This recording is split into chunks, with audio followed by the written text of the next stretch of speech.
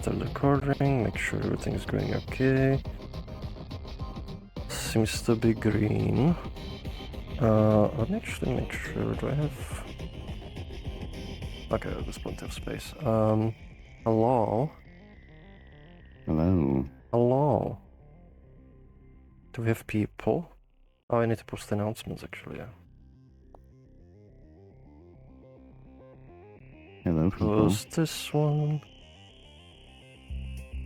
Hello, beautiful people in my computer. They're in your computer, but they're in my computer. They're in our shared data model. They're in the shared data model. We get to share them. Hello. Hello, Ace. Hello, Jake. Hello, Marty SH.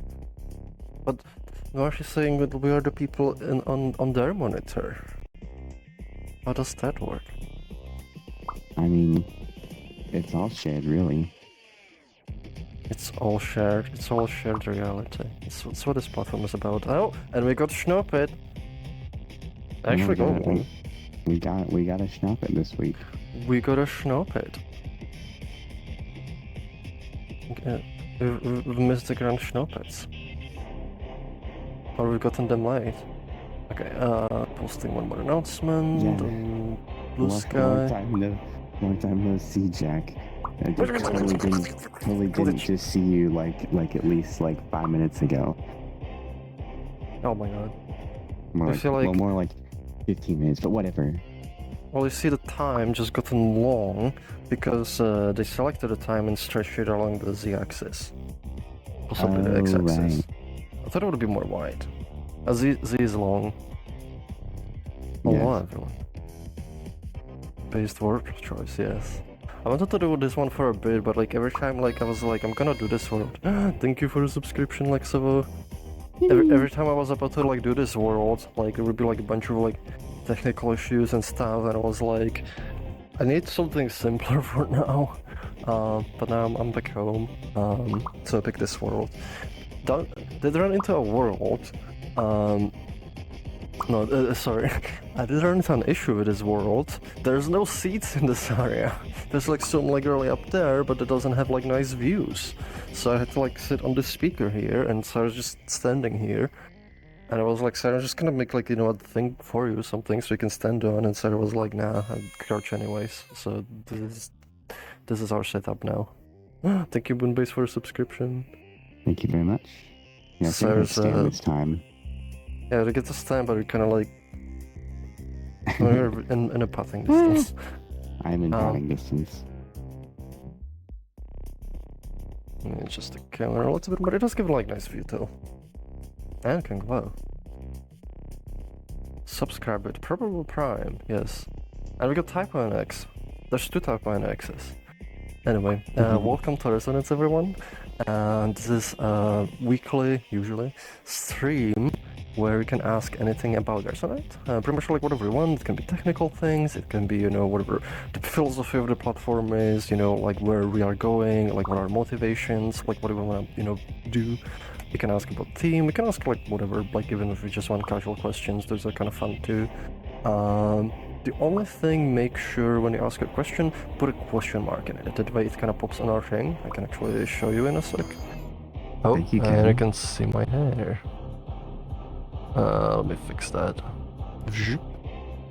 So you can see the questions kind of pop on the thing, so we make sure not to lose them. And with that we should also I'm here with Syra, it was also from engineering theme.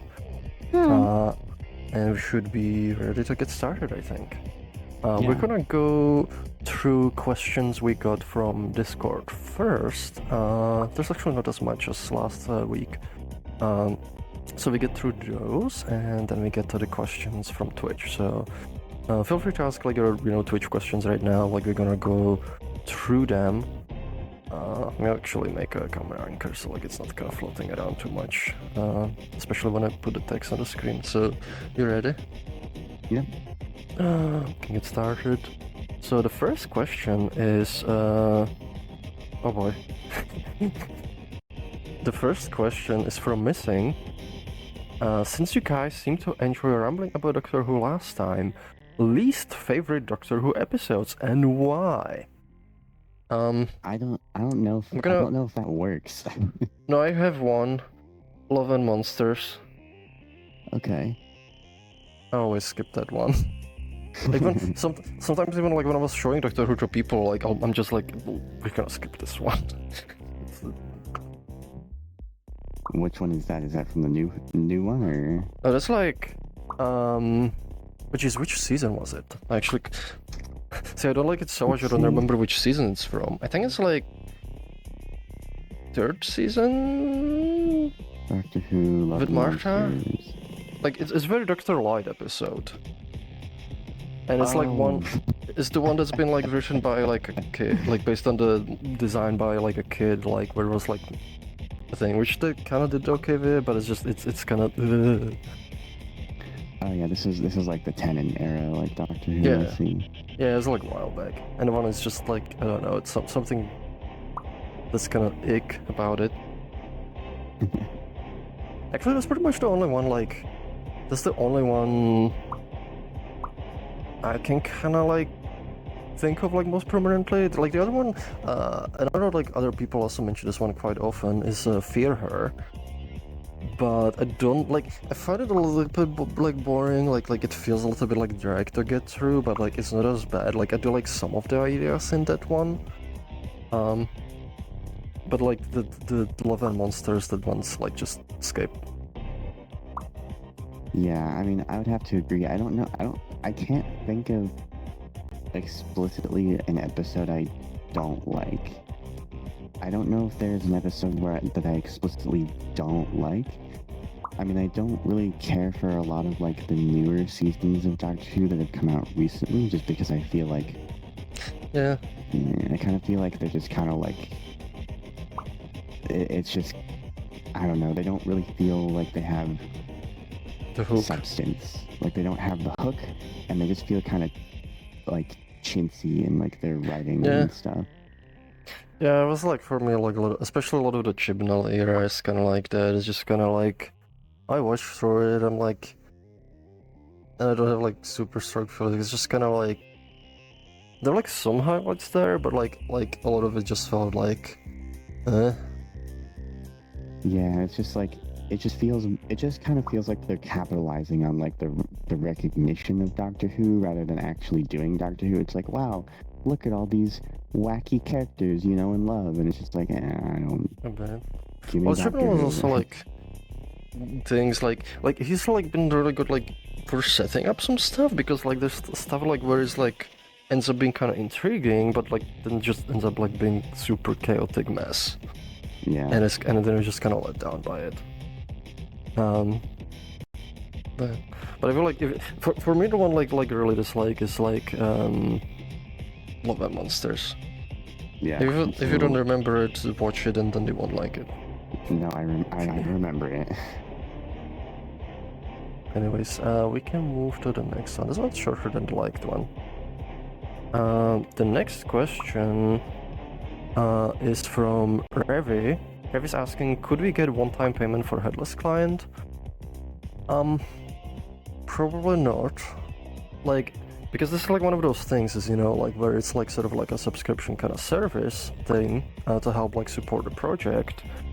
How much would the one-time price be? You know, would we ask you? You know, would we ask you essentially like, you know, to pay for 1 year ahead of time? Would it be 3 years? Would it be 5 years? Would it be 10 years? Like, it makes it a little bit kind of weird, like, you know, where if you like paying like a product and you know, and like then you kind of like expecting like, you know, to get like updates on it and so on, because like the funding like we get from, you know, Stripe and Patreon, that helps fund the project. And for companies that kind of keep going, one of the really important things like with businesses is like, you know, you need cash flow. You need like, you know, because like you have bills to pay. You need to pay the servers, you need to pay people, you need to pay like, you know, whether other companies like accounting company, and those are like monthly expenses. Sometimes like, you know, even kind of more frequent than that. So less frequent than that, but generally they're monthly expenses, and you need cash flow to be able to do these. So if you do like one-time payment, you know, you're maybe able to pay like things for, you know, that month or that few months, but once that is over, you know, like you would essentially need, like, to compensate, like you would need to keep bringing people on, especially if it's like, you know, something perpetual. So the only way to keep that going is not to just keep existing, you know, customers, keep existing people. You need to constantly be bringing more and more. And if you don't, now you don't have cash flow, and now your company can die as a result. So if we were to do like one-time payment, like it would probably be something relatively high. We actually, well, we do kind of do it for businesses, but like, you know, like where the business will do like one-time payment, but like then it's, you know, in the range of thousands, like, dollars, or potentially even more, like especially if it's coupled, like, you know, with like the business having its own, you know, its own like cloud deployment and stuff like that. So, and even then, like, you know, there's like some limits on support. It's like, you know, we'll be like, okay, we're gonna support you for like, you know, this many years with this. So generally, like, you don't want to do things which, you know, you need to kind of support in perpetuity for like one-time payment, because at some point, like, it becomes like not worth it, and we kind of start like, you know, losing money on it, and we start like losing money, then that puts the company in a bad spot, especially if like we're a small one and we don't have as much of a buffer. So it, like, it's possible, like, you know, we might like figure something out, but also like if we did, like, I feel like, you know, it wouldn't be something you'd be looking for, because you would be looking for maybe a few, like, you know, few $1,000s worth of a license or something like that. So I don't think that's like, you know, what you're looking for. Yeah, that'd be like at least after we're like much better off on our feet and stuff, right?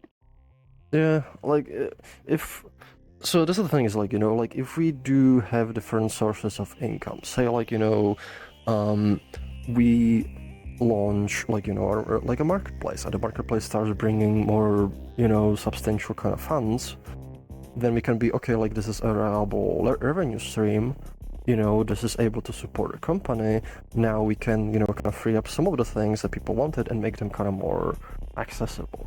But until that happens, you know, we need to be careful about our existing revenue streams, because like if we drop those or if we mess those up, that can endanger the company, because like, you know, we rely on those to kind of keep things going. Let's see, what's the next one? So the next question is, this is a big one. Oh boy. I don't know where to put it. There we go. I hope that's readable on stream, but I'm gonna read it out. Lex is asking, I've always wondered why the dashboard isn't separate from the rest of the... What? I can already... Just started reading it already, silly things. I'm just gonna read the whole thing first. I've always wondered why the dashboard isn't separate from the rest of the world, and with the latest mesh transfer update, it seems to be even more negatively affected by whatever is going on in an instance, preventing interacting entirely. That's not to say it isn't better than completely freezing as previously, which is appreciated. Specifically though, I'm not sure why meshes that are already rendering completely fine have to be completely freeze and reload themselves when joining a new world. Are they being re-uploaded despite not changing? That's not to mention accessibility issues with Dash becoming obscured by world entities or floating point errors when the user is far away from origin. With upcoming multi-process architecture, will user space will be candidate for separating things and process, since it's technically its own world. In my opinion, a Dash is vital to controlling session volume and essential functions of Resonite that the user needs for accessibility, so anything that impedes it from working is detrimental to their experience. So there's a lot in this one. So first one, like you mentioned, like you wondered why dashboard isn't separate from the rest of the world, but it actually is. Dash exists in user space, which is like isolated from the world you are in, and it's done for security reasons.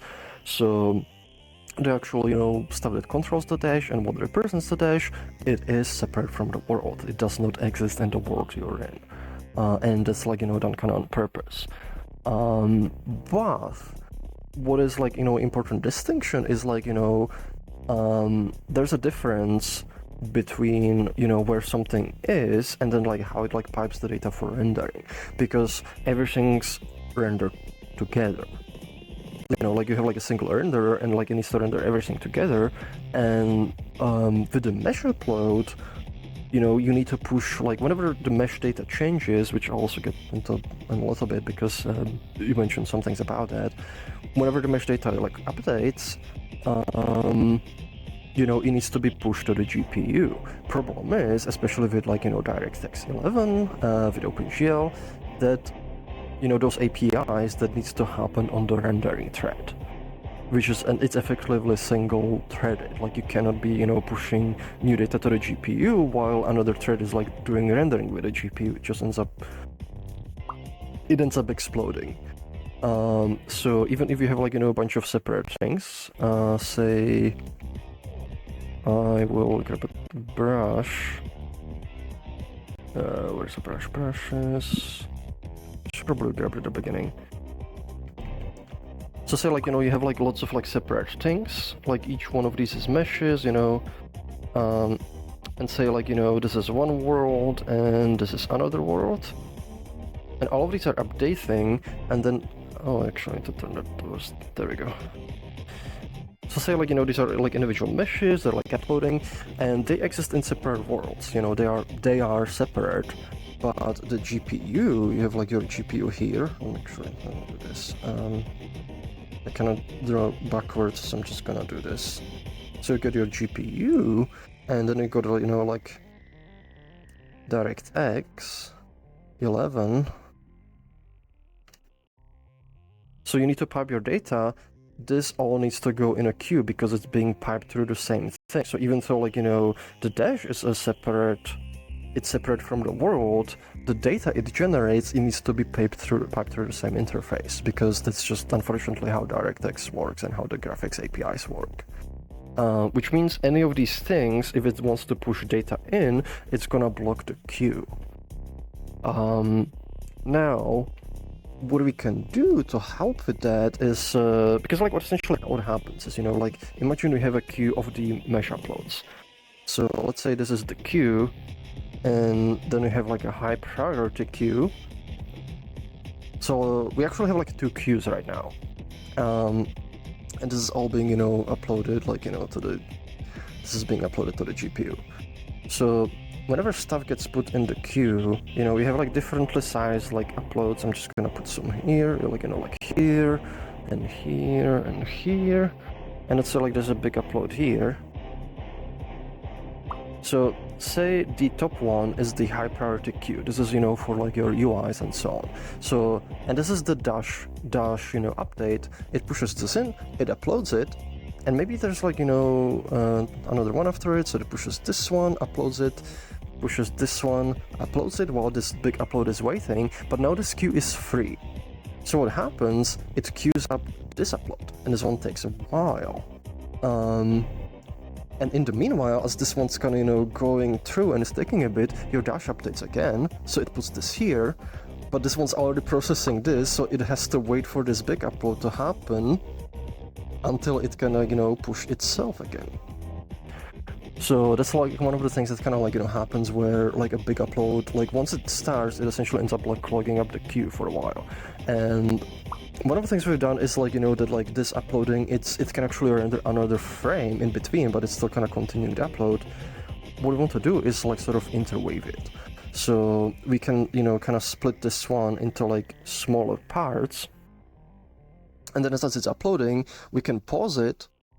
And if another upload, like, you know, comes in, we pause this one, we upload the, you know, we prioritize the mesh for the dash again, and then we continue this one. Which means it's gonna slow this one, because, like, you know, the bandwidth is limited here, but at least your dash will update, you know, sooner. So that's the approach, like, we want to take to improve the issue that we're dealing with right now.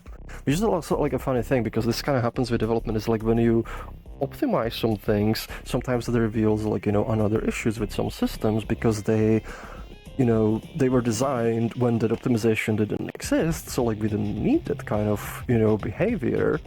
And now that, like, you know, the behavior has changed, now we actually need that other system to change how it behaves to get rid of another issue. But it's something, like, you know, that is fixable. It's just, like, you know, needs additional work.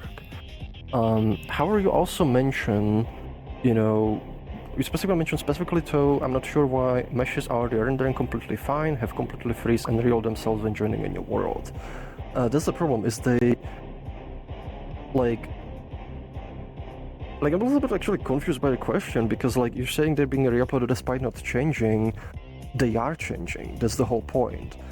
Like your dash is like when your dash is not responding and it's just frozen, that's because it needs to change, but the changes, you know, are now being blocked by a bigger upload. So like the whole premise of that question is wrong. Like the mesh is changing to reflect the new updates, you know, to the UI, to whatever you're doing.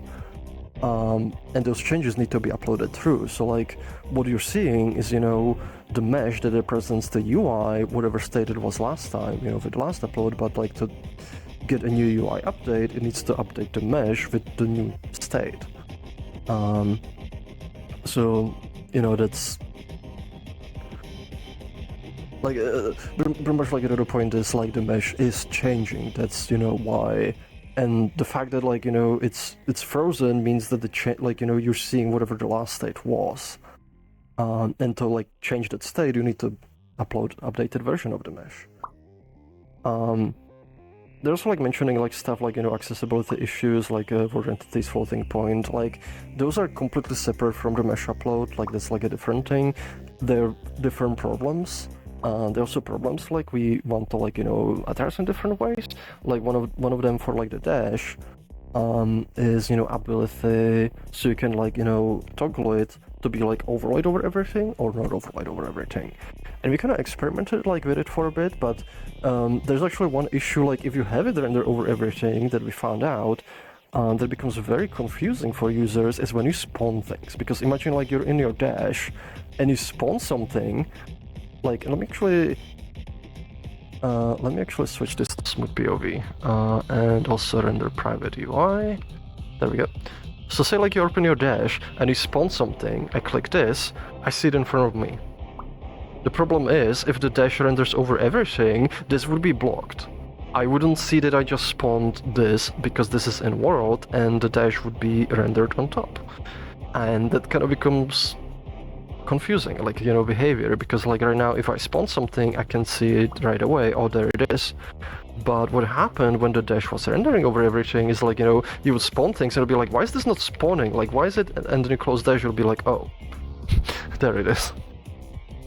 So it's one of the reasons like we're probably gonna make it like a toggle, so like, you know, you mostly use it in emergency, like if you like need, like, you know, if there's something really blocking you. And it's probably going to be also like semi-transparent, so you can still kind of tell, but by default we'll still have it composited with the world, because it feels like most cases, you know, it's fine, but there's, like, you know, fewer cases like where you need it to render over everything else, and, you know, then that way, like, we'll have a toggle that does render over everything else, you just press it, and now the dash is like rendering over everything else and, you know, takes priority.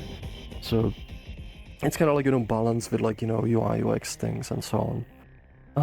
And then like a floating point that's like a whole own kind of worms, like, you know, it's not even specific to the dash. But you also mentioned with the upcoming multi-process architecture, where user space will be candidate for separating things on a process. It's actually one of the things we could do, like, and one of the things we're thinking about doing with the Resonite overlay, where, like, you know, the dash and things is actually a separate process that's running as a VR overlay, and you'd be able to run it not just over Resonite, but over other applications as well. So that might happen, like, I would like it to happen.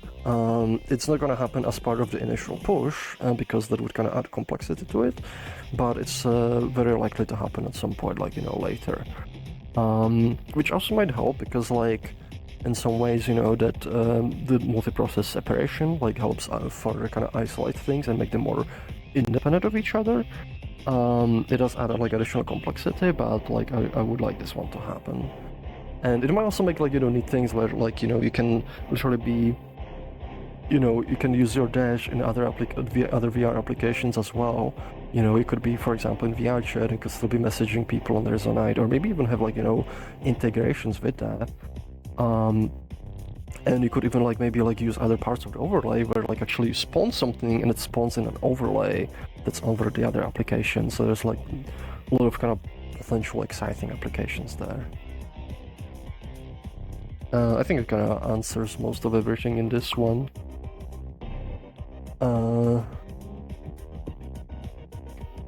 Next question is from BD underscore. I'm gonna put the C here. So BD underscore is asking, in GitHub issue 4547, I reported issue where meshes that contain mix of blend shapes with normal tangent deltas and blend shapes without those broke due to mesh upload changes. Do you consider MeshX data with a mix of blend shape configurations like this to be broken data, and so external tools generating MeshX should try to normalize things? Or was this simply a bug in the Unity upload logic? Asking so I know whether to revert my workaround.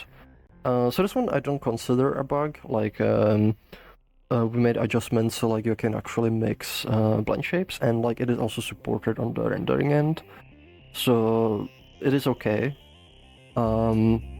There might be like, you know, other things like you can do to MeshX which might like be malformed like data, or like, you know, something that's not like fully like supported, but this one specifically I would say, you know, is fine. Like you can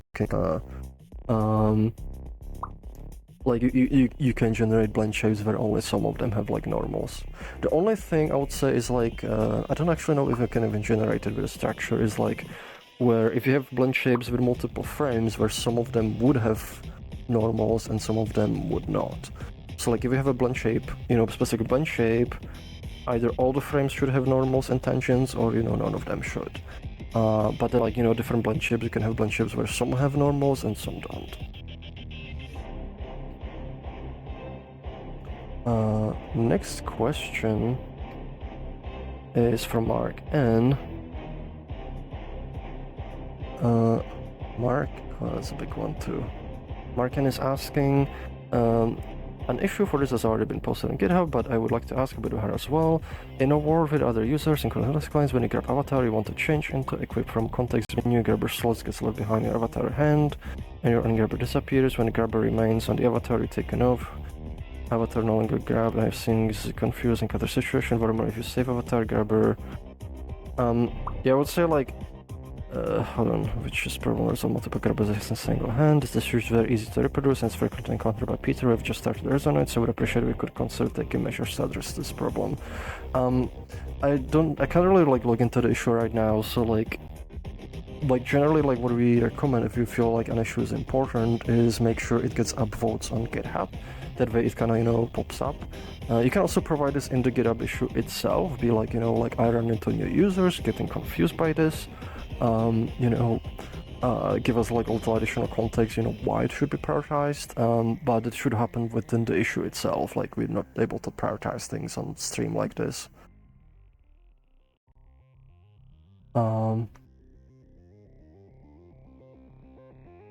Next question's from Kira. Oh no, is this from Dead Note? Kira's asking, programming attire currently using Prefer. I usually just have sweatpants. I mean, I have like these like in game, but not IRL, unfortunately. Do we have anything like? I mean, I just wear like some kind of stretchy fabric pants, not like sweatpants because I think those are too baggy. I like wearing slightly more form-fitting clothes and like a t-shirt, or I'll like be wearing a sweatshirt if it's kind of chilly. Yeah. Other than that, I'm just wearing more like normal clothes. I don't really have programming attire. Maybe if I'm like out and about, I will be programming with my armors on, but that's about it. Once I get some. But yeah, I usually do like whatever's comfy. Like you gotta be like sitting like, you know, in a chair for a while, and you want to be comfy. The next question is also from Discord. Mark and is asking, the name for Boolean ledge node in the node browser is different from the name displayed on node itself. Why is that? I actually don't remember like the specific case, but oftentimes like the name will differ just so it's more readable, because the the component name that tends to be more technical. And then, like, what we put on the node, like, we try to, like, shorten the name or make it, like, a little bit, like, easier to parse. So there can be, like, difference. Like, biggest difference we can oftentimes see is, the operator nodes, because, like, if you look at the name of the component, it'll be, like, something like add underscore float underscore float 3, but on the node, you just see the symbol plus. Because, like, you don't need to read all the text to know what that node is. So sometimes the nodes will have differences. Just for, like, readability purposes. And the next question is from Papaltine. With hindsight, would you consider the big successes, mistakes, design of implementation of Protoflex related? If you could go back and redo something about how Flex works, what would it be? So it's actually funny because, like, Protoflex, Protoflex is a lot, like, designed, on the mistakes I made, like, with my previous programming languages, particularly, like, like when I developed, like, before called Logics, and, with that one I made, like, a lot of mistakes, and, like, a lot of things I wish I could change, like, if I could go back in past and sort of redo things. So a lot of, like, Protoflex, it actually is based on, on, like, it's based on my, like, experience designing languages, like, and things, like, where I'm like, if I could do it over again, like, I would do it differently. So I would say in general I'm kind of happy, like, with the design of it. Like, it's a lot more kind of flexible, it's a little more powerful. Most of the things, that, like, I feel like are currently flaws of it are mostly just things that, like, need to be finished. It's not like fundamental design things, but it's more like this needs more work, this needs more time put into it to resolve those problems. So I'm generally kind of, like, happy with it. I'll see, like, I feel like a few years down the line, because I might, like, figure out, like, better approaches and things, but overall I'm kind of happy with it. It just needs more work. And it's also, like, a lot of things, like, from its design that are not even fully realized yet, like, for example, nested nodes, because I think there's a really powerful feature, but, like, you can't use it right now yet. So with that, we got all the Discord questions, so we're able to get to the Twitch ones. And the first one we got from Grand UK. The first one is from Grand UK, and he's asking Schnoppet. I kind of, like, I think I do have, like, one Schnoppet I kind of wanted to talk about. It's, like, a thing I've kind of observed, like, in general, and this kind of goes, it does happen with Resonite too, but also, like, goes it goes beyond Resonite, and it kind of has to do with, like, how people sort of interact with companies, especially when the companies, make, decisions that people don't like. Because you oftentimes, like, see people, like, like, especially lately, for example, like, one of the big things is AI, especially generative AI, and it being integrated into products. And a lot of people are, like, very unhappy about it. And, they will complain. They will, like, they'll be very vocal about it. But then a lot of them, like, will just keep using the products. And that's, like, one of the things is, like, where, like, to the company, like I feel like one thing that people don't understand about, like, companies, especially really big companies, is you cannot really treat them like people. Like, where if you complain to the person, that person will feel a certain way and they'll, like, change their behavior. Big companies, they don't really work like that. Like, they are very numbers oriented and they're numbers motivated. So if you complain to them about something, but then, like, you keep using the product, effectively to them, like, it's like you're essentially telling that company, yeah, I will complain, but ultimately you don't have to care about it because I will not change my behavior. I will keep using your product. And even more so, people don't, like, don't take the effort to kind of switch to alternatives that specifically avoid those things. And what you're essentially, what a company sees is, is they can make those decisions and they will not lose sufficient amount of customers, and maybe they gain a bunch of new ones because they introduce a new tech, even though, lots of people don't like the tech. And if you really want the company to change, change their behavior, you have to change yours behavior towards that company. Because just kind of complaining about it, it's their company, unless they see the numbers change, they will not really care, because they're not a person that could care in that way. It's a group of people looking at the numbers and making decisions more like that.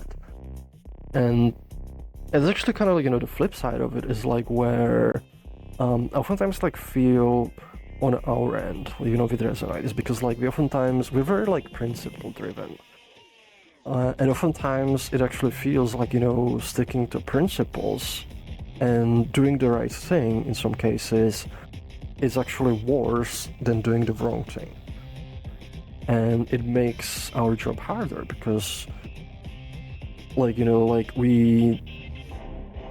essentially facing a choice, where we do the right thing and maybe end up suffering for it, or we don't do the right thing, which a lot of companies will not do the right thing, and they will not do the right thing specifically because if they did the right thing, they effectively end up being punished for it by people, by their behavior. One of the examples is, for example, security stuff. And this is something that happened before where we would discover, a security vulnerability. We would patch it as soon as we can, and then we would be open about it. We would be we discovered this thing, this is what happened, this is what has affected, and, and this is what we did. And, we're being open about it. It sucks, it happens, but we did what we can, and we're trying to inform you responsibly of what happened. And one thing that happened when we did that a few times is some people would be now I'm not gonna use Resonite because it had a security vulnerability. The problem is all software will have security vulnerabilities. There's with anything sufficiently complex, it's gonna happen. So it's one of those things where it's you're not gonna be able to find, software that really doesn't have any, because that's just nature of software development. What matters more is, does the company, deal with the really big ones and important ones? How do they kind of handle those security vulnerabilities? And in this case, we kind of felt we were felt this is the right thing if we're gonna be open about it, be open about what happened.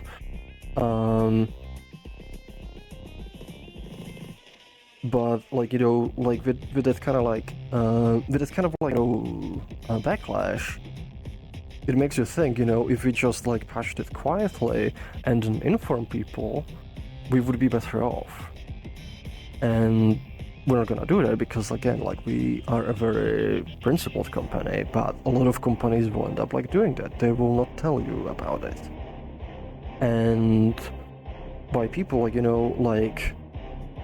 you behave that way towards a company, you're essentially encouraging that behavior. You're encouraging them to be quiet about it because they will not only they will not get any benefits of being open about what happened. They will actively get kind of punished by it.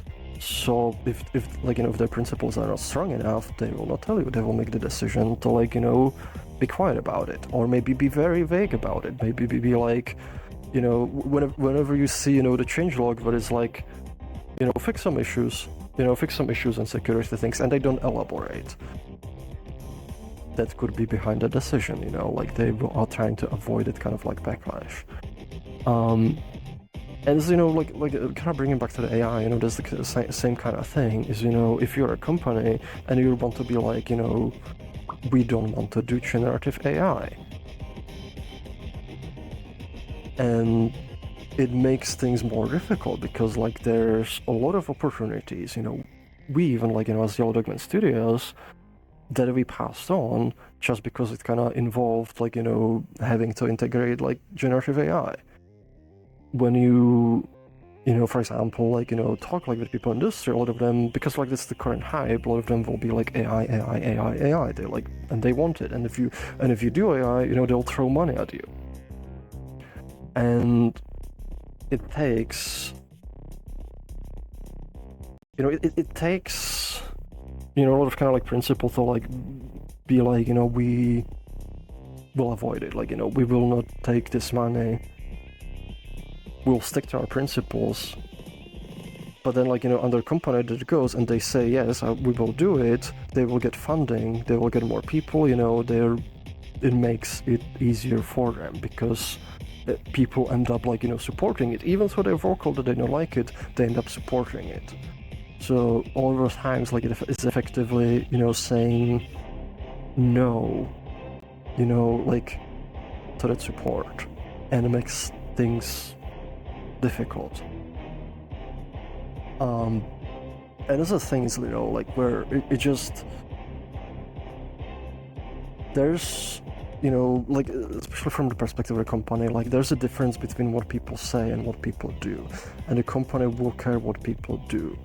So, and in general, I feel like, you know, if you really feel strongly about something, you do want to change your behavior, because, like, you know, your words, as bad as it sounds, ultimately towards companies, like, it ends up being meaningless because it doesn't change their numbers.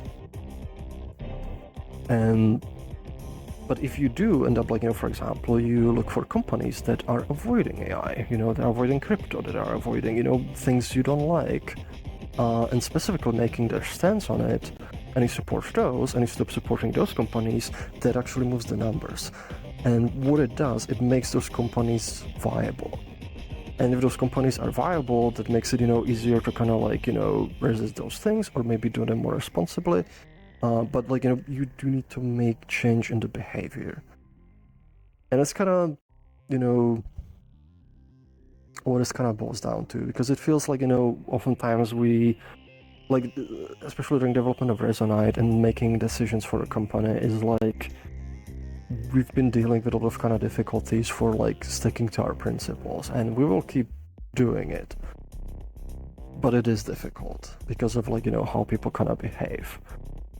Because we will see, you know, people complain about certain things, but then they will keep, like, you know, using those things, and they will not want to, like, you know, try solutions that avoid those things. And it makes you think, is, you know, like, would we be better off if we, like, you know, forgot about our principles? And it's a difficult thing, like, you know, it's a difficult thing to, like, you know, deal with, but we keep doing it. But it's also, like, you know, something that people can make easier, you know, if, like, they cannot change their behavior, if they, like, you know, put not their well, kind of their money sometimes, but, like, you know, put their actions where their words are. And that's, you know, how you actually get, like, you know, how you get, like, you know, things to change. So it's kind of end up, like, being a bit of a long-winded ramble, but I hope it makes some sense. Yeah, I mean, like, honestly, I think we have a shared schnuppet this week, because I agree on much of the same things. Like, I'm actively trying to, like, move away from, like, VS Code and stuff at this point, just because they're pushing AI and everything, and I'm starting to see it on GitHub too, and, like, I'm kind of seeing the writing on the wall. It's just going to be a thing that's going to be in my face, and I don't want it in my face. So I'm not going to be. I make it a point to not be the statistic that sticks around and complains. Yeah. Like, the same thing for my Quest Pro. I don't really want to use my Quest Pro anymore, so you haven't seen me in VR as often, because my other headset, I still need to get working correctly again, because I don't want to support Meta, because they've, like, sided with the people who want to erase, like, diversity and stuff, and I don't want that on my face, so I'm not going to have it on my face. I will not be another statistic. Yeah, that's pretty much it. And it actually brings another point, like I forgot to mention, like it is difficult, sometimes to move from things because, like, that software can have things you need or things you want, and it becomes very difficult to switch. It becomes very difficult to find alternatives, to learn alternatives. Like, I know, like, you've been kind of going, like, to lengths, getting stuff like the Vive Pro I, like, working on Linux. Yeah. But, so, like, I don't, like, even, like, I don't fault people from, like, struggling to kind of switch to things, but I want people to know is, if you don't, you essentially, from the perspective of the company, your complaints don't matter. Because, like, you keep, like, using their thing anyways, and one of the reasons companies keep doing this stuff, and one of the reasons it keeps getting so widespread, is because people keep using it, despite, them not liking it, but they not like it enough to, like, move away. So the company will keep doing it, because, you're not really giving them incentive not to, and you're not giving an incentive towards, companies that avoid this stuff, to keep doing their business. Because there's also actually another thing you can do is, like, the switch can be kind of gradual. You can, if you need to use something that has stuff you don't like, keep using it, but also support companies that avoid it. Because if you support those companies, you make the business that avoids those technologies, or maybe uses them more responsibly, you make it more viable. And by making it viable, you can make these companies grow. And if they grow, they become better, and maybe they become better alternatives. But a lot of the times, it's like, it's hard to grow a business that sticks to those principles because people don't really support it as much. And it becomes, a chicken and egg problem. So whenever, you have like something like that, look at what you can kind of do on your end. And not just, with Resonite, like, again, this is more general thing I've kind of observed, like, people do.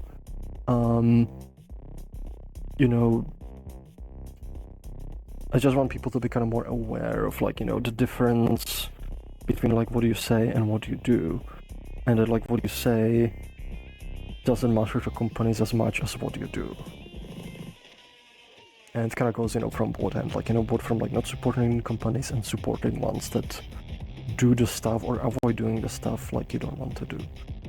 It's actually, like, there's, like, another part to it is, like, because, like, we've done a project before, like, that was, for example, involved with crypto. And after we found a lot of kind of issues with it, like with how it was kind of handled and things, we ended up, like, dropping that support. But we had a lot of people even back then being like, drop crypto. They would, they would essentially be very angry about it. But then when those people, when we do, like, if you go to a company and tell them, drop crypto, and they actually do end up, like, dropping it, are you gonna support them as a result?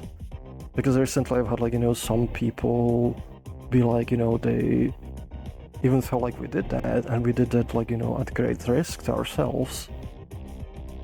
Those people are still like, oh, like, you did it in the past, like we don't trust you. And it becomes, like, if we didn't have those principles, because we cannot ultimately drop it for the principles, but if we didn't have those, or at least as strong, there's essentially no incentive to do it. Because, like, it's one thing the people saying, drop it, but it's another thing, like, when people then don't go and, support a company, like, when they do actually end up following up on that. And it's kind of like, what made me kind of think, like, about this kind of whole thing, where, made me think about it, like, this whole thing where, like, ultimately, like, what people say and what they do are different things, and, like, you, like, end up, like, feeling like maybe if, like, we didn't listen to those people, like, we would be better off right now. And at least, for example, financially. And And I just like look at it and like, you know, because like we're kind of like dealing like, and if we are dealing, you know, with like some of these thoughts and some of like these decisions, you know, and we're like, you know, we ultimately do things for the principle of it, but we also know there's a lot of people who wouldn't do that for the principle, and they'll, you know, and they'll just keep like, you know, their kind of behavior, and they will see that and they will be like, you know, like, we don't want to make this change because there's nothing in it for us. We're just gonna, you know, hurt. Whereas like, you know, on our end, we make those decisions for the principle, and we end up, oftentimes we end up hurting as a result. But like, you know, we're willing to do it even with the hurt. But there's like, you know, still things that makes, like, there's things I feel people can do to make it easier, both for us and for other companies. If you like, you know, if you want like kind of change to happen. I think it's kind of enough ramble. I'm like, but yeah, definitely an important topic though, to be sure. yes. Well, thank you for listening for this.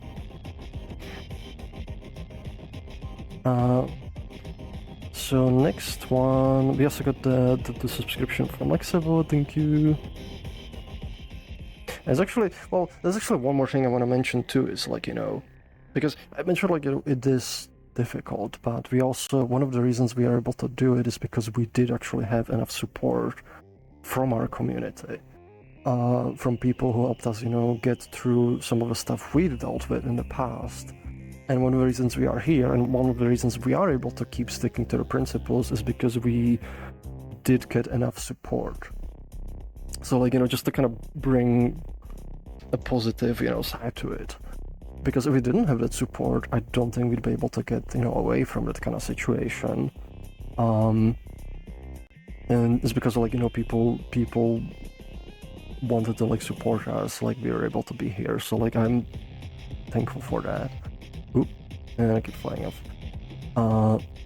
And it's, you know, one of the kind of examples, you know, like where the support, like it did make a difference and it made a change. And those are the cases, you know, where we are dealing with difficulties, and I feel like we're dealing with like more difficulties than, you know, a lot of other companies would, but one of the reasons we can keep sticking to the principles and keep going is because we do have the support we have, and we have the community we have. Oh, let's move on. Anyway, next question is from Grandy K. He's asking TypoX, do you have a TypoX? Actually, no, this, you know, this part, the thing I just said, that's my TypoX. Alright. My TypoX is... Let me think here for a sec. When...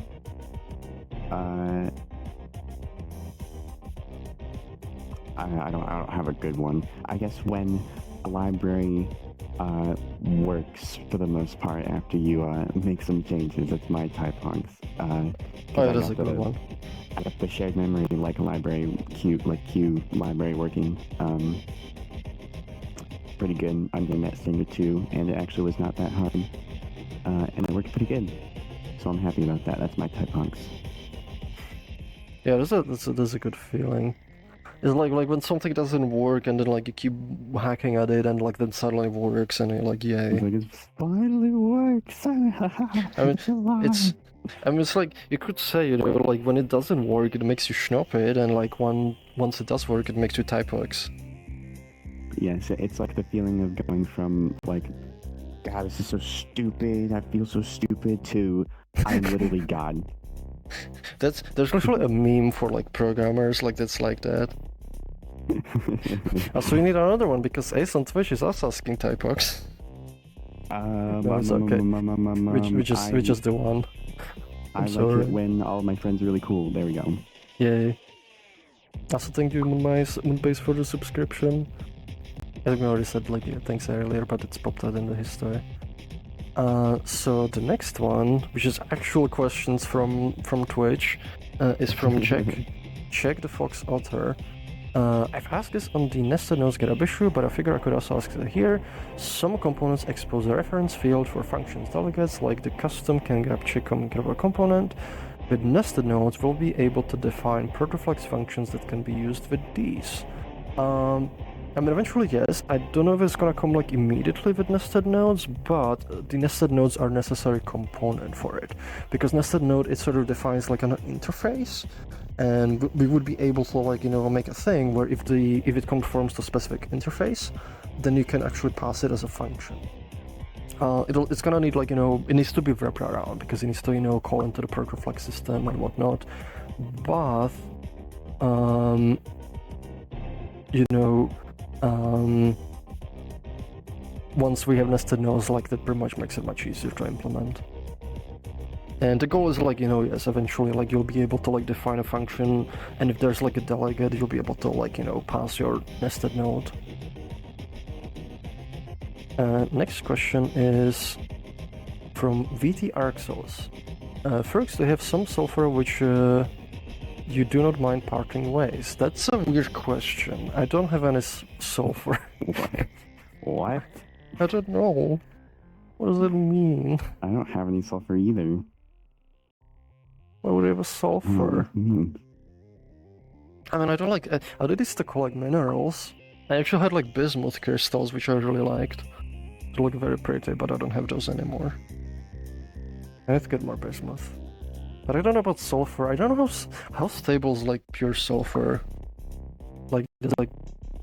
I don't know if it like oxidates. I know it's very flammable. And it's very spooky flame because like, unless it's dark, like you can't even see it. But I'm a bit confused by this one.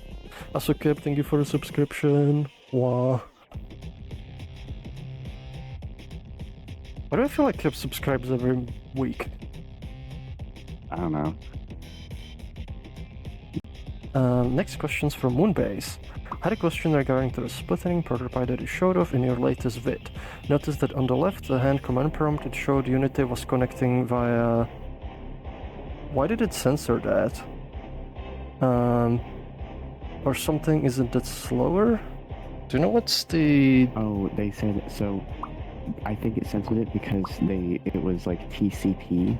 Yes. And it had the letters C and P in it. Oh yeah. Which is like an acronym for something very terrible, apparently. What? Weird. I don't know. But yeah, like the prototype, it actually uses, right now it uses, so there's like two parts to the mechanism. There's like gonna be the shared memory, which is gonna be used to change bulk of data, but we're actually not changing the bulk of data yet. There's also a communication mechanism, which is just sending sort of control messages. And those are very, very small. And they're like, you know, gonna be kept very small, like, on purpose, you know, just so it's kind of fast. For development purposes, it's actually using TCP as the transport, just like on a local host, but it's actually gonna be swapped to a different mechanism, very likely, you know, the interprocess library that Sarah got working. However, with TCP right now, it makes it easier to make the initial implementation, and it's not difficult, like, you know, to swap the transport mechanism to something else after. So usually when things start getting developed, a lot of times, like, I'll use something that's easier to debug because it's easier to, like, you know, verify the system works the way it's supposed to, and then, like, you know, swap it for a better mechanism because now I know, you know, the mechanism is working. Versus if I, you know, use like some more advanced mechanism right away, and you know, there would be issues, and there actually were issues. Now I have to like figure out, are the issues because there's issues with the mechanism I'm doing, or is it the issues with the transport protocol? And like, you know, that kind of makes diagnosing things harder because now I have to kind of figure out which one of the two it is. But if I can like use something, you know, that's easier to debug, that it just removes one of the variables, and I can kind of focus better on, like, you know, solidifying the other part of the system. Once that part is solid, I can, you know, swap out the other part. Next question's from Grand UK. Grand UK is asking,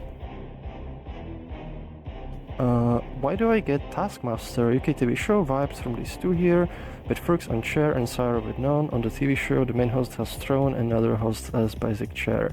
I don't know, it was like, I was offering Sarah like a thing to stand on and he didn't want one.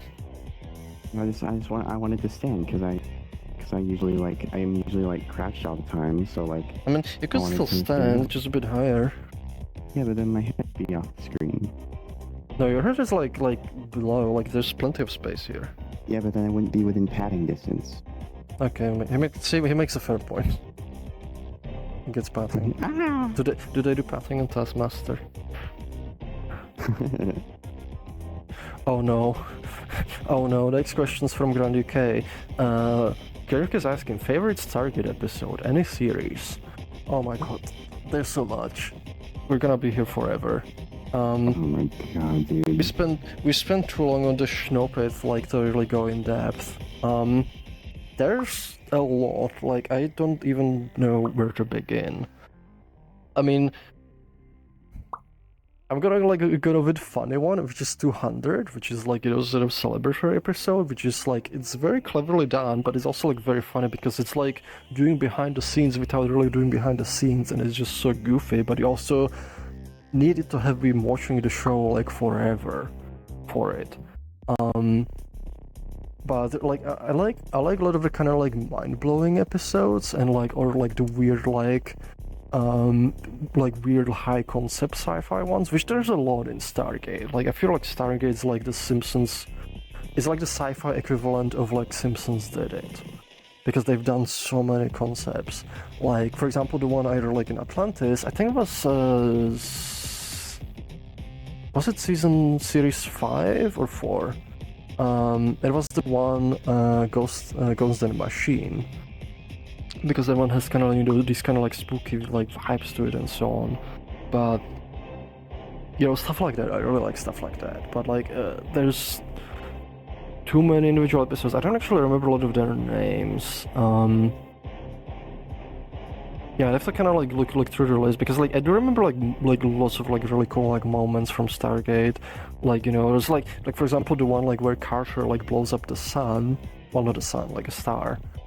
She blows up like a, and then like you know, like she gets made fun of for that. And then like in Atlantis, you know, there's the episode, I think actually the one's called Trinity, where they discover the ancient like you know, power source thing, and then Rodney ends up blowing a solar system, and it goes like, oh, it's just three-fourths of a solar system. And then they like end up like having a beef with Carter, so like, you know, that was also like a really cool episode, especially like when it's like, you know, a lot of the stuff with the ancients. There's also like, you know, like multiple like two-parters. Like I really like the one with like, you know, with the sort of like whenever like, you know, trying to like follow the traces of like Merlin and, you know, find him, and they had like they were doing like the challenges and everything. It kind of had like a cool vibe. And they had like, you know, the scenes with which is what I'm not sure if I'm confusing the names. What was the name of like Vala's Adria? Was it Adria? I think it was Adria. I'm confusing it with Arya from Mass Effect, I think, in my brain. Yeah, it was Adria. Adria. And like, and she kind of had to be like, you know, a member of their party, and it was kind of funny, like with the dynamics. And a lot of the kind of like Vala episodes are like also like fun, like, you know, a lot of the window of opportunity, that's a really good one too. Like there's the Groundhog Day one, you know, there's like where a lot of like quotes come from. I also like really like the one like a lot of O'Neill stuff is like fun. I don't remember which episode it was. It was one of the like replicator ones, and like, you know, and the replicators are actually like, you know, kicking up gold, you know.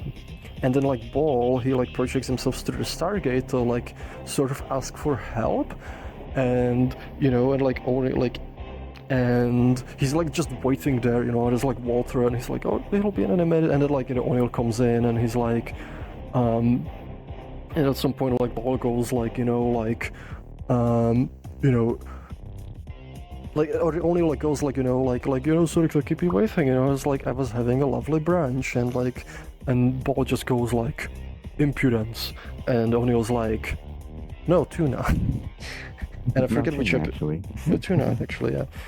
And then like, and then Bob goes like, "You cannot be serious," and O'Neill's like, "I can. I just choose not to most of the time," which kind of it's a philosophy I live by as well.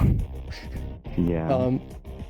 So it was like I really there's like sorry, I don't mean to interrupt you. no, okay, but go ahead. I really like one of my favorite ones is like Teo of Rodney in Atlantis. Oh, that one's so good one too. Yeah, where he gets in like the machine and it just gets like superpowers for like an episode and it's super funny. Yeah, that was a really good one too. But there's also like the one, what was it called? Like where Rodney gets the brain parasite thing and like they think he's about to die. Because that's also like very emotional one.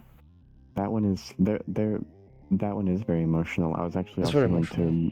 to reference the part in that episode I mentioned where like I really liked the part where like he like showed some really like genuine love for like Ronan and like healed the scars on his back from the rape implants. Yeah, and he even goes like, "Are you attached to these scars?" Or like like anything, and he just hugs him and it's like, "I healed your scars, by the way." Yeah, I hope you don't mind. I just healed them. Oh, yeah, it's such a good show, and like the people like working on it, they had so much fun with it. Like like I watched like so much like behind the scenes. There's also like a lot of stuff like a lot of episodes with like Dr. Zelenka because he's Czech. Well, the actor he's like Czech Canadian, and he actually speaks Czech. And sometimes like he swears a lot, or he says like things that are like Easter eggs. Like there's like one scene like where stuff is going, and he literally says in Czech, he's like, "I cannot work with these actors anymore." And it's like most people. And I remember he was like talking like behind the scenes, and apparently a lot of the episodes like the director was just like, "Yeah, just say whatever." But then the like when they filmed the scene, apparently the director would go to him and he's like, "So what did you say?" and like he gets away with a lot because like it's in English, like he swears quite a bit. Like I don't think you'd be able to get with that much swearing like on yeah, it's like freaking Stargate. And it's so weird for me because I understand both languages, so like it's really cool. Yeah, you get double the content. Yeah, I get like extra. There's like it's best like when he also combines like the English and like he just interjects like some Czech in it, like it just kind of makes me like die with laughter. There's also like the ones like I don't remember like a lot of the episodes like where they just like do like really cool sci-fi stuff. Like I remember like when they first lost Prometheus. Which is like another thing I really like about Stargate is the progression, because like it feels like they start super simple and they're like barely making way, and they actually tolerate, they actually get like really powerful, you start building ships, and things, and like they start getting up there, like on the galactic like level. There's also stuff like with Stargate Universe that are some like really good episodes. Like there's like one called Time, where like it's also like one of those very mind-blowing ones. I kind of really like those. And especially with the later, the second season and the second half of the second season, it gets really wild. Especially once kind of, like once Dr. Ash like figures out the mission of Destiny. And I'm still like, it's been like over 10 years or however long, like maybe even longer. And I'm still like, I want to know, I just want to see the conclusion to that story because like it's oh my god, yes, ages. Yeah, that's like, yeah, I think that's like the fourth or fifth episode of the first season of Atlantis. It's like I shot him in the leg. There's so many good moments.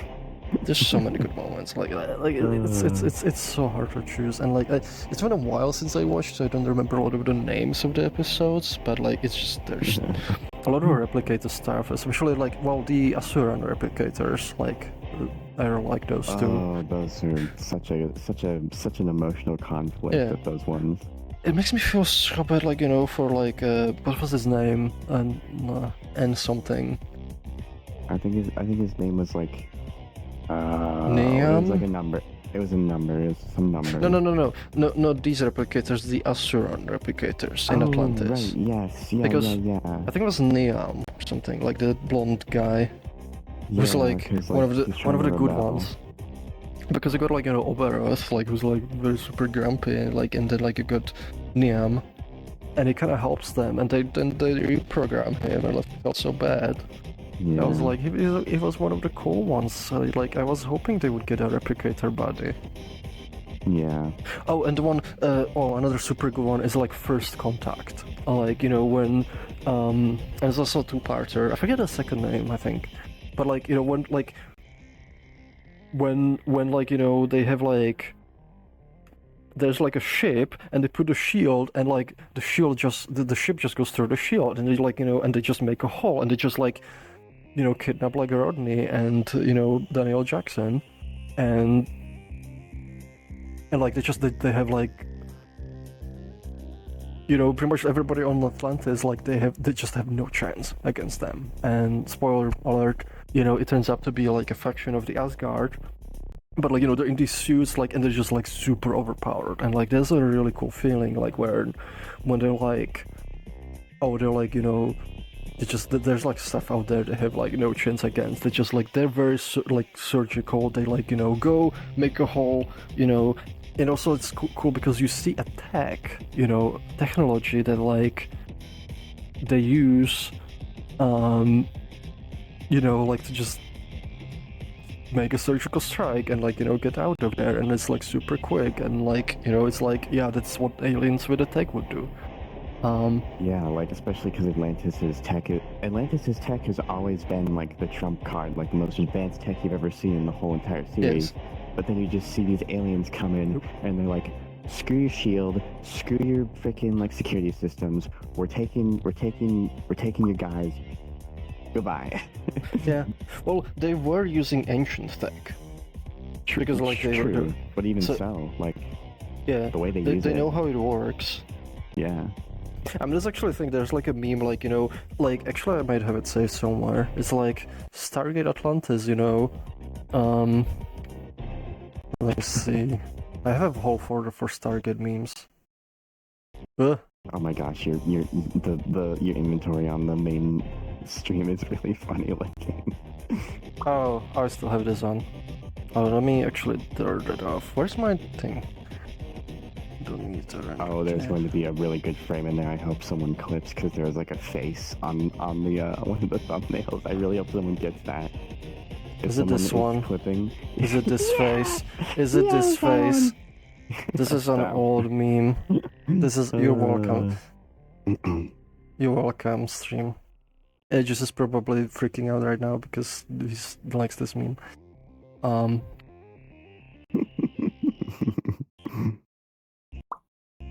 Let's see. Where's my Stargate memes? Says. Yeah, this is a classic. And there's like this meme. Is it this one? Oh, this is SG1. But it's also like funny one. Let me see if I can find the other one. True, this is so true. This is so true. There we go, this is also true.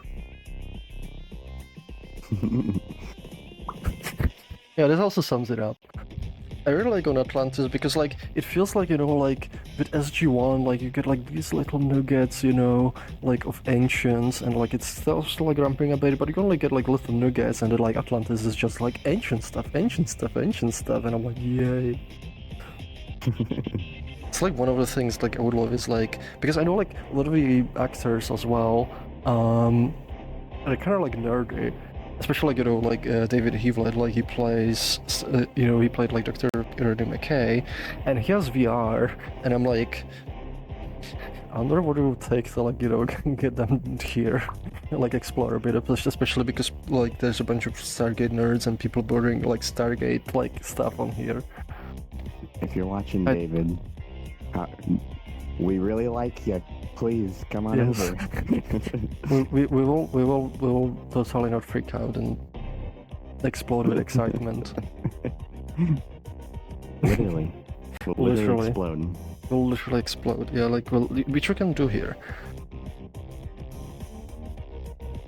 But, yeah, like, let's. Yeah, we should probably move on. Like, this is the dangerous.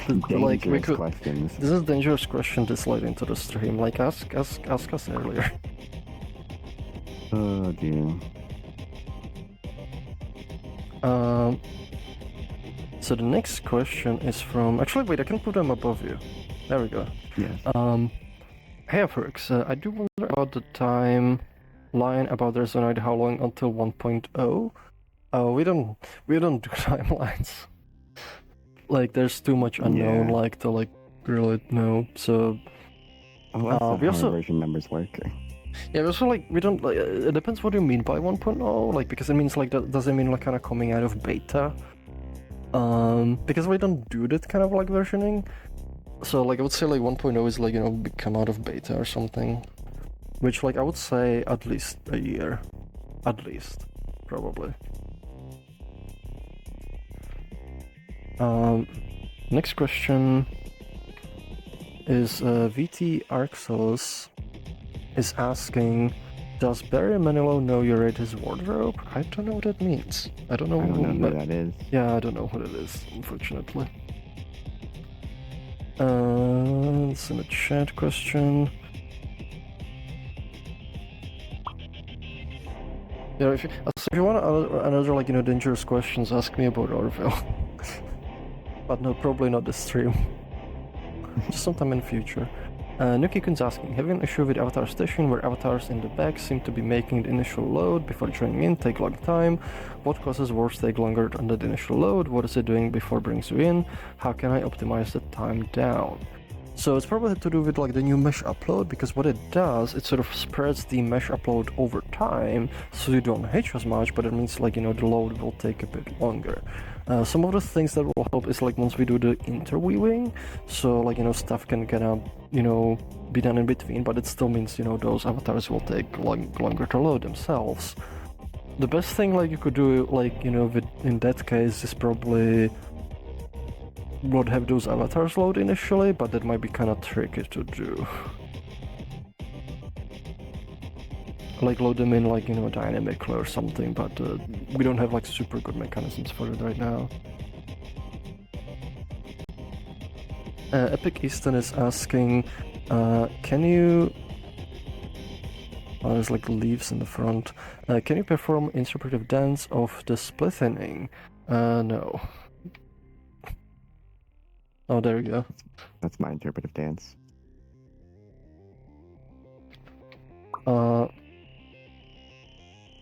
Next question.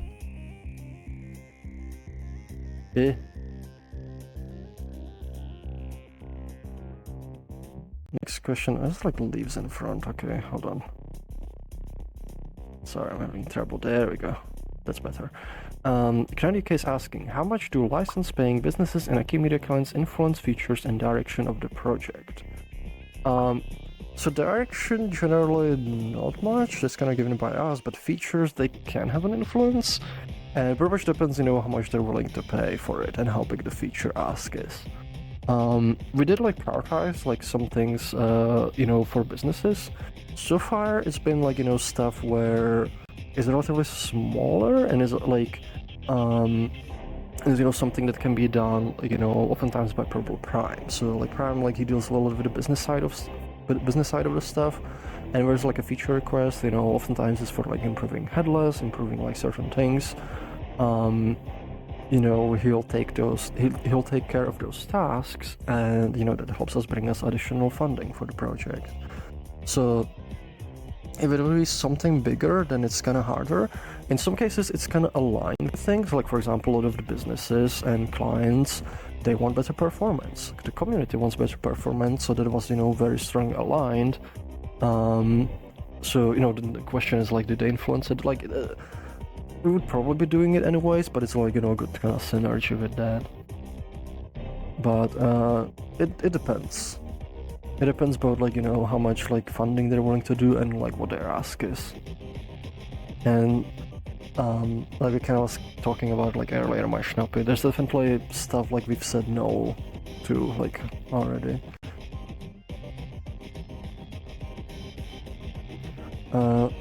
Next question from Ace on Twitch. How much money would you guys save if Unity Plus was still around? How much money would you guys save after rendering Switch? Definitely a few $1,000s. I feel like Bob did get us like a good discount. Like this one with kind of specialties, he's able to kind of like talk with them and kind of like get us some discounts, which helps a lot. But yeah, it does make it expensive by like a few $1,000s a year. Next question's from Nukiko. Nukikun's asking, once we have Net 9, what other features do you expect to see soon? I'm guessing Beppu physics, arrays collections, what else? We haven't like made a decision yet.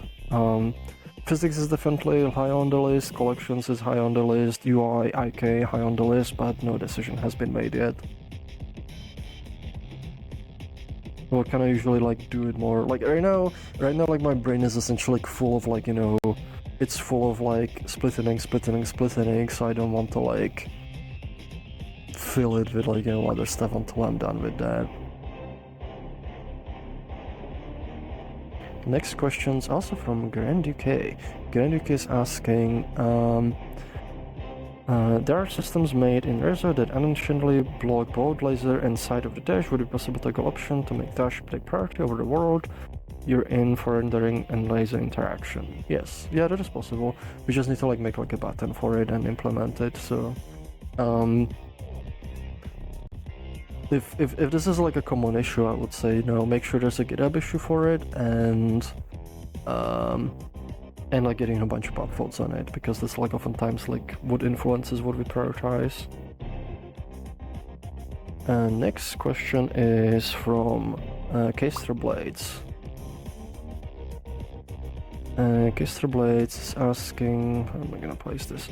Do you expect the procedural mesh system to be able to handle something like Paralive's procedural furniture system, where you can, for example, freely stretch a couch long ways and the legs and arm, everything will stay proportional. When you hit specific points, it'll start putting new sections on the couch. I mean, depends what you mean by handle. Like, you pretty much need to implement that, but like, other than that, like, there's not a reason not to, because the procedural mesh system is generic. Like, you can generate whatever mesh data you want. It's just, you know, matter of what algorithms like implemented for particle procedural mesh. But other than that, like, it's generic. Like, it's literally operating on, you know, it's generating vertices, triangles, and it can do whatever with those.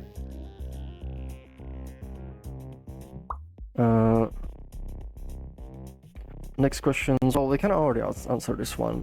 Marty SH is asking, in your latest devlog, it looks like the IPC between Froox Engine and Render is done using TCP connection, when you guys planning to use shared memory. Yeah, shared memory is gonna be used. There's also gonna be, well, like I said like earlier, there's two mechanisms. There's like one for changing bulk of the data, which is not being done yet. Because we need to just get the basic communication between the two. You're essentially gonna have a system that sends like, you know, a message saying frame is ready. Here are the shared memory regions where you know, fill the data from. And then like, you know, it actually accesses the shared memory, but like we need the such messaging system for that. Right now that's using TCP for development reasons, so it makes it easier to debug, but it's gonna be switched to another mechanism later. But for that one, like, I feel like even with TCP, like, it'll be fast enough, because like, when I was like testing it, and I was testing it in editor, like it was like, you know, running like 1500 FPS, like I don't think that's gonna be like a bottleneck. So even with the TCP, like, it would be likely like, you know, fine, because like the bulk of the data is gonna be shared over shared memory. Next questions from Kisterblaze. This video I'm sure we can watch videos. And also we are answering questions from the Discord anymore. Yeah, yeah, you need to ask in here. Some conversation. Can you say asking who maintains mute helper that is in essentials, because I think there's a bug with at least one of the modules right now I want to report. So one thing is like, if you want to report a bug with something, it doesn't matter to know who maintains it. You just report it on GitHub. Generally, you know, that shouldn't be your job, and like, it shouldn't be a thing to do. Like, one thing we're trying to avoid in general is like, you know, when people go after specific team members and be like, there's like a bug with this. The reports need to be made in general, and then like, you know, the appropriate team members will decide to pick it up. Sometimes it can be multiple people. And I actually don't know who maintains it, which is, you know, another thing. Like just report a bug. Don't worry about who maintains it.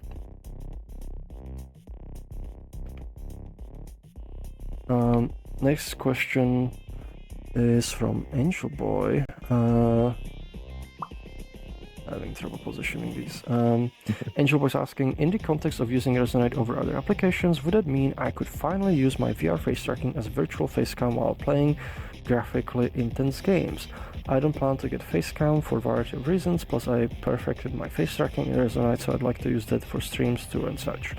So it sounds like you want to use like Resonite as a VTubing software, which is another use case I would like to do, but that's a separate feature from the from using it as an overlay. So yeah, like this is gonna be the part of the overlay, but it is also a thing I would like to implement because I kind of want to do like streaming some other games and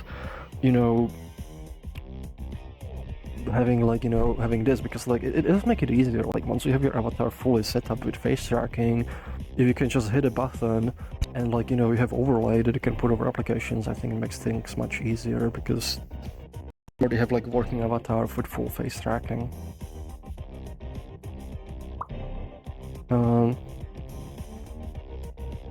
So next question, I just want to actually, I think we talked about a bit. Grand UK, mainly to Sarah, but also Froox. After splitting, if Froox engine can run in native Linux.NET, I believe Sarah has demonstrated this, would the desktop capture tab in Dash be eventually updated to be able to use Linux native capture methods like Pipewire? Oh, that's actually not where I thought it would go. I mean, like if we are able to run like the main engine like natively, kind of like how like the headless can, but keep like the Uni part in like Proton. I mean, I would certainly like to give it a shot. Well, that's a problem too, because like the part that does the desktop, that's the part that runs under Proton. Because like if you're on the Froox engine in native Linux.NET, that's not the part that handles the desktop. Like that happens on the Unity side. So if the Unity side is running under Proton, like that pretty much means that that's not gonna work. The Unity side would need to run natively under Linux for that. I don't know if it necessarily would. I do have ideas how that could work, but that's like I have no idea how it's going to be structured. So. But how would you do it? Because like the Froox engine side doesn't do that. That happens on the renderer side. I would have to look at it more, but yeah.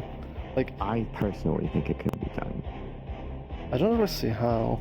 Like, I mean, like something like look into, but like the desktop, it's like I think the renderer will need to run natively for that, unless you can make it somehow work, with the Proton one. Yeah, I mean, either way, I would have to look at it anyways. So. Or you would run like a third process that's like just passing the texture over like the spout or something. I don't know. Yeah, I have no clue, but it would have to be looked into regardless. I would like it to work at the very least. Or we just fix it on Proton. Yeah. Make the desktop capture work. Make the desktop capture work with Proton. Yeah. And this is the solution. Yeah.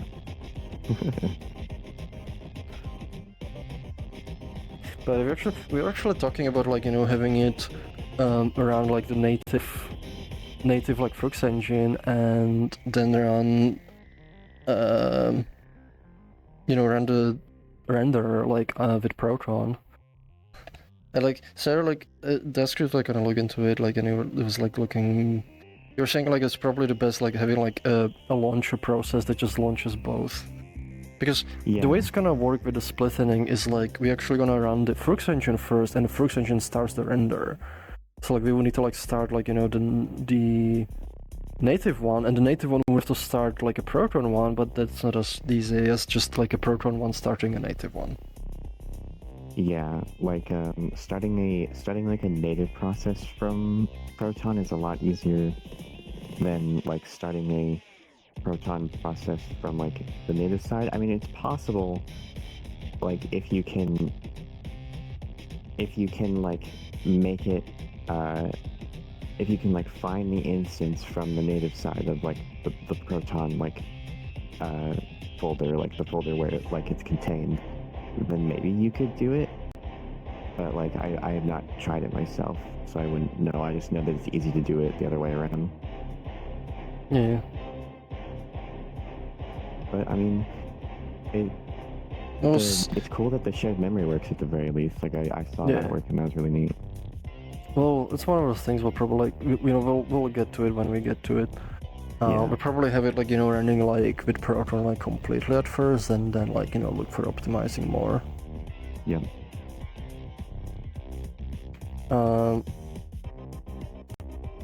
Shadow's asking, assuming everything goes smoothly, can you give super rough ETA on the first MVP pre-release with split architecture?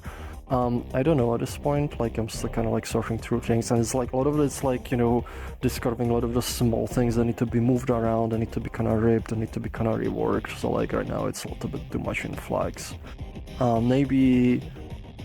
Maybe sometime like, like after the next week, but like I said, I don't know, like I'm literally making a number up.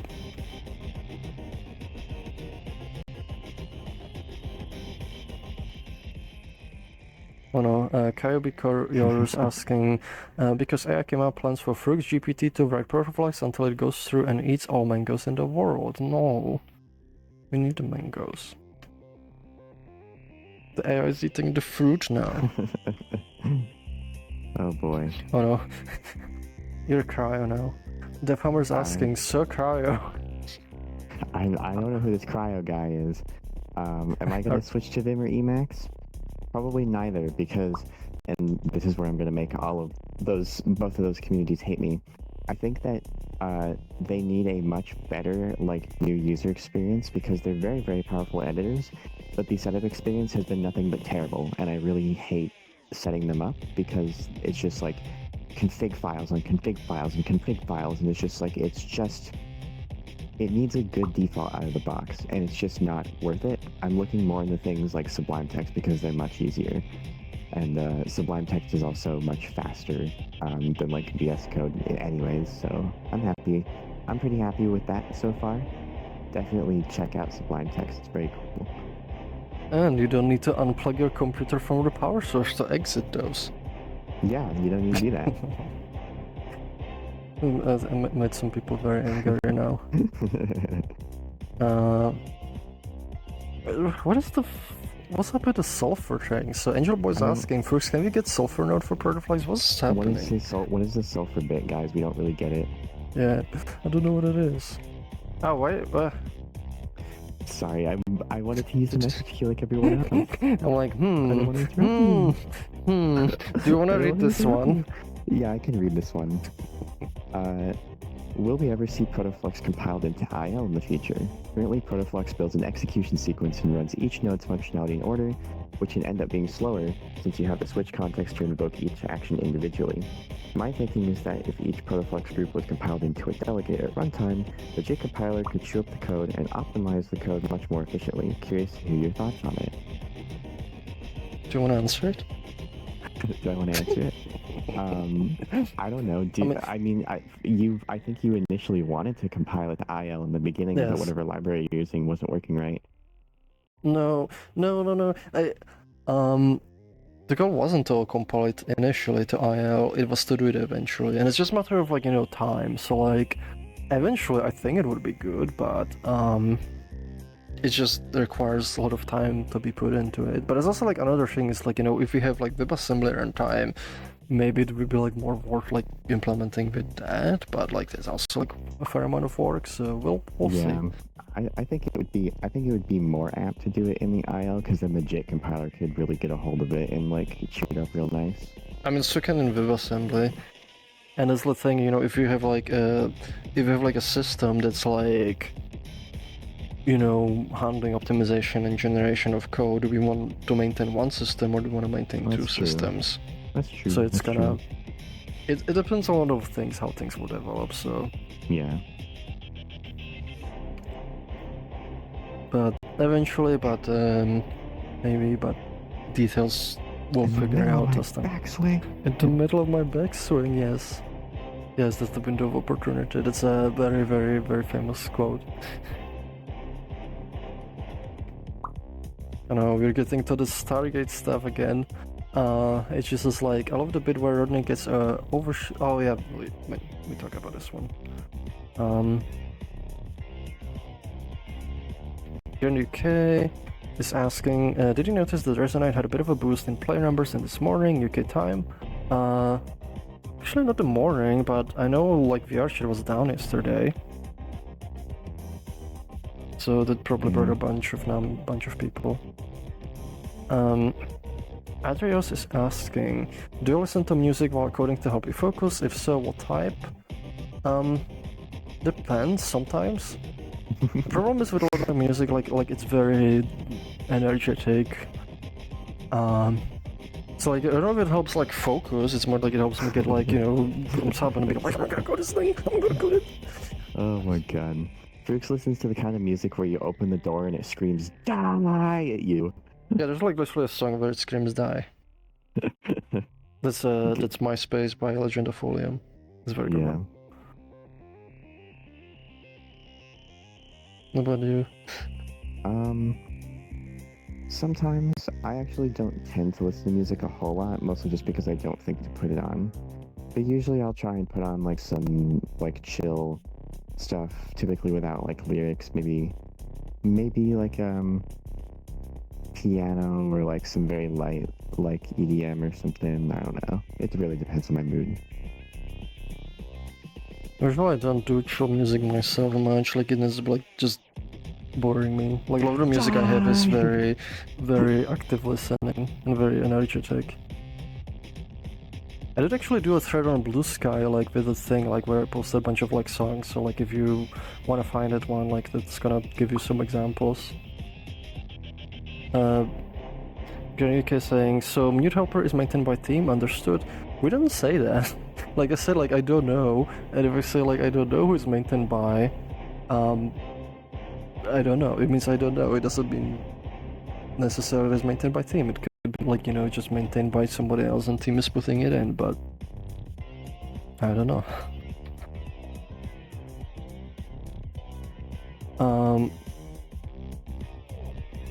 I would actually maybe ask, you know, in the art, I would say ask in the art team, like office hours. Next question is with Nuki-kun. You didn't really answer my question earlier. What does Resonite do in the time between clicking and joining session and actually putting you in that session? What makes initial syncing or whatever take long? What can we do to optimize load that? I mean, I kind of answered that. Like, it's loading the stuff. There's like, you know, queue of like the meshes and so on, so I don't really know like what else like you're looking for. For optimizing, it's kind of, you know, you need to pretty much lower the amount of stuff you have. Because like, you know, the loading is essentially a function, like it needs to load all the stuff, so like the fewer textures, the fewer meshes you have in there, the faster they'll load. And that's about it, I think. Like, I don't know what else exactly you're asking for. It really depends on how like the thing is made and how you have it set up. It could be other stuff that like we don't know about that could be causing it too. It's really like something you just have to look at. Yeah. It's like when you click, like essentially when you click the button, like it needs to establish a connection. Usually that's fast-ish. Then needs to like sync the initial data, which is like the scene. So like, you know, again, having less stuff in there will be faster. And then like it needs to load stuff, which again, like less stuff will be faster. Verband is asking multiple questions. Can you give a few more details what the splitting entails? Do you have a timeline for it? 3, who's a good boy? So for the first one, the splitting, what it essentially means is like we're pulling Froox engine, which handles, you know, majority of all the like interact stuff, out of Unity into its own process under .NET 9, which will make it run much faster, and then like having Unity side only handle pretty much mostly under the rendering and some like interactions with input hardware for like, you know, that's related to the rendering window or the rendering hardware, like VR hardware.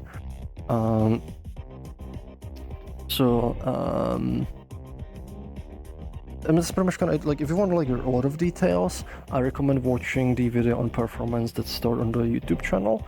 That one goes like into quite a bit detail, some diagrams on it too. The rough timeline we kind of like, talked about earlier, hopefully within a month, but we'll see how things go. There's sometimes, complications with things, so it's kind of hard to predict.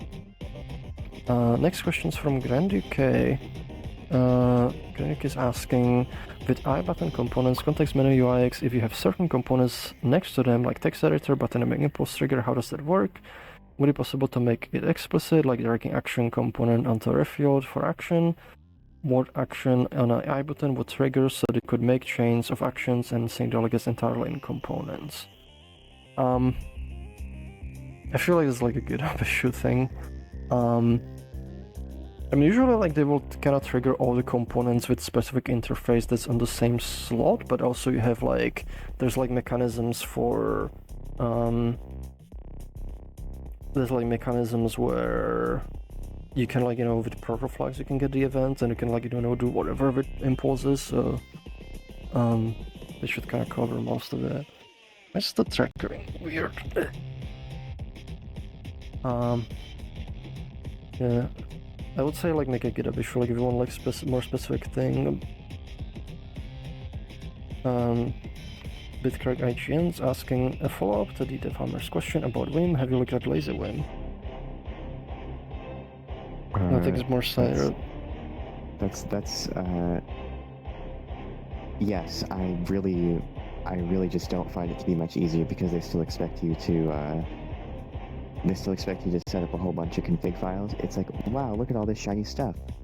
Except you need to actually go configure half of it for it to actually work properly, and then they don't tell you that, which I think is really dumb. I really just don't like the setup process of Vim. I think it's really overly complicated, and I think it needs to be better for a new user. Maybe, I mean, you can just say, like, that's maybe, like, because it's not, like, for me as the target demographic, but I think they do need a better, like, new user experience if they actually want to reach more people.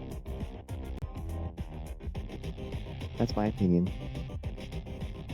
Next question is from Check the Fox Author. Check the Fox Author is saying, I'm currently dealing with a lot of avatar anchors, and now I've gotten pretty good understanding of it, but feels odd and monolithic. Can you elaborate a bit on the design goals for them way back when I still remember? One thing particularly I'm curious about is why they have their own button behavior. Do anchors predate button events? I don't actually remember, unfortunately. I'd have to like check the code and such, so it is pretty old system, but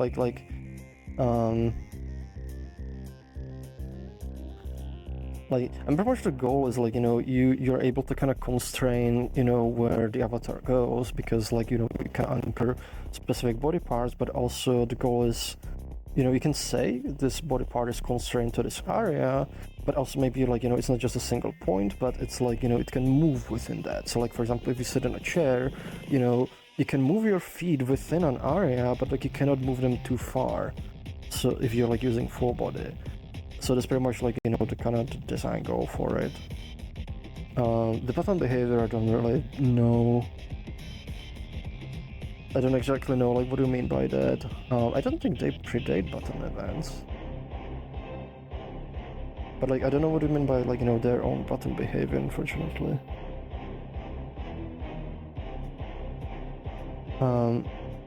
Next question's from Ozzy. Ozzy's asking, is there plans to expose certain settings to workspace, namely movement-related ones like turning settings, dead zone settings? Of course, not everything should be exposed for easy privacy security, but as part of some useful objects. I would say make a GitHub issue, like it should be easy to expose them. I think like we just need to like kind of mark them with an attribute, like at least it's been a bit since I worked with the settings system, but it shouldn't be too hard to do. We just need to like know which ones people want exposed. Oh no, one like Froox, yes, we need to fix the IK. Okay, I missed the third question from Verban, I think, who's a good boy. Oh, I missed it. And last question is from Granny K. I spoke with someone recently was excited about workspaces, but disappointed that they were user space only. Is there any reason why they're user space only? If this is incorrect, ignore. Yes, it's because security. If they were in world, it would essentially let anyone both like save things onto your account, which can be, very abusable, and load things from your account without your permission. So that wouldn't be a good idea. So for that, like, it would need like a more kind of controlled mechanism.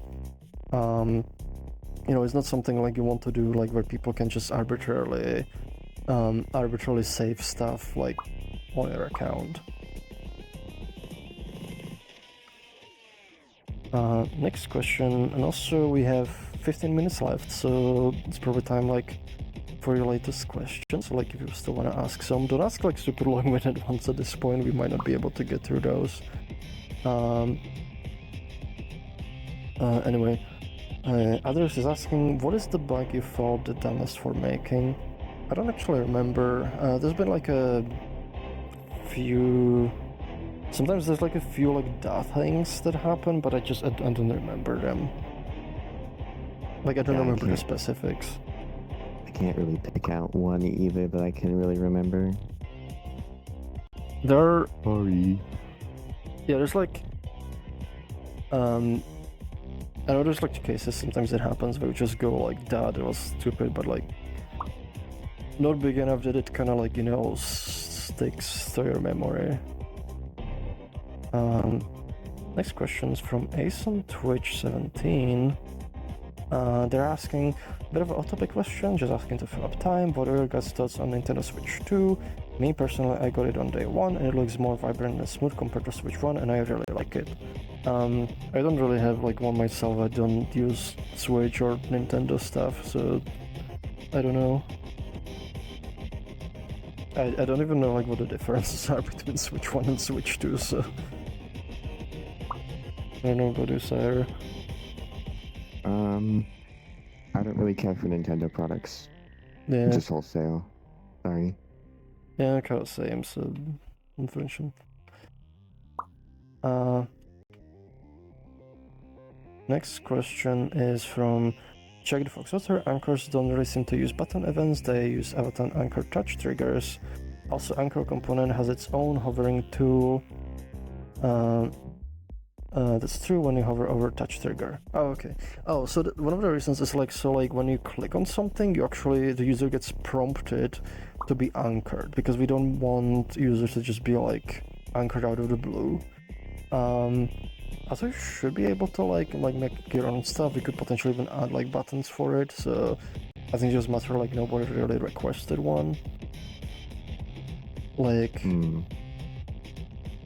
Yeah, like it's probably just like people didn't request the mechanism. I think one of the reasons is also because there's like multi-anchors, and the multi-anchors, they're actually more complex than just a button, because they let you point to a particular spot and it actually makes an anchor there.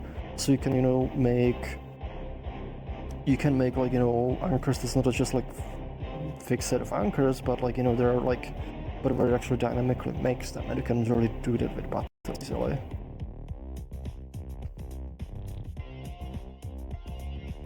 Oh no, Granny case. I speak the name of Schnoppet and make Froox Insider and myself disappear. I don't think it worked, we're still here. Oh, how was that? What the fuck? No, don't import these. Do not import these. I mean, I can't. Okay. My freaking my keyboard key sometimes gets stuck where it like keeps the control keys down. I don't know why it does that. Next question's from Angel Boy VR. What is your favorite bug that ended up being left as a feature due to its usefulness or something? If there were only... Also, you're cute, no denying. I mean, the one that's my favorite is not actually useful, but it's like the desktop thing where you can rapidly set rapid crouch, where you just go because people do that a lot in desktop. It's like one of those kind of desktop language things, but it doesn't really have any use. Oh yeah, UX spam is a good one. That's actually useful for some things.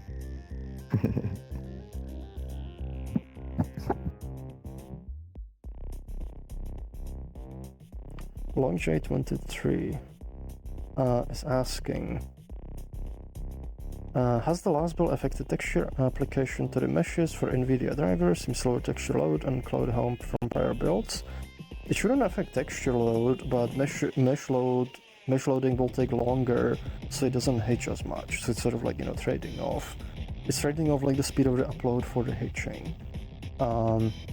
But it can make other things longer because like everything is a queue. So like if you're pushing data to the GPU, you can only be pushing one thing at a time. Which means, if there's meshes being uploaded and textures being uploaded, only one of them can be uploaded at a time. And if there's like a mesh upload that's taking longer, it's gonna hold up the queue for, the textures. Next question from Platypus744. Once the splitting happens, aside from bug fixes and polish, are there any other things you want to do for performance before moving to the next focus? We'll probably update a lot of the libraries and kind of do like some post-splitting kind of fix apps and quick updates, but we're probably not gonna do any major work on any other performance things. We're gonna move on to some other things for a bit, but there's definitely other major performance improvements that we want to do in the future. So we definitely update Beppu physics. A lot of other libraries. We might maybe switch some of the data types and so on for more performant ones, but we'll see.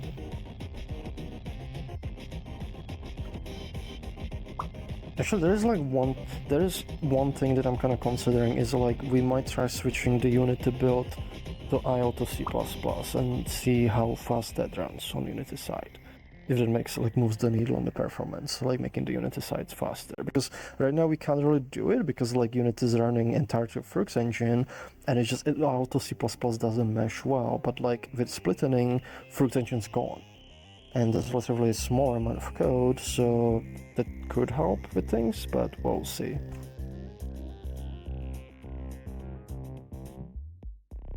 Angel Boy VR is asking, did anyone else notice photons getting a lot of FPS earlier than usual since last updates, or is it just me? My items, these photons also visibly laggier. I don't really notice anything, but or hear anything, so I'm not sure. These questions always get me because I've heard multiple people say does Resonite seem laggier today to you? Yeah. It's well, barely anything changed, and yeah, I don't know how it could. It sometimes happens when there's even no updates and people will say things and there's so many variables that is not really actionable on our end, and without any data we can't really do much.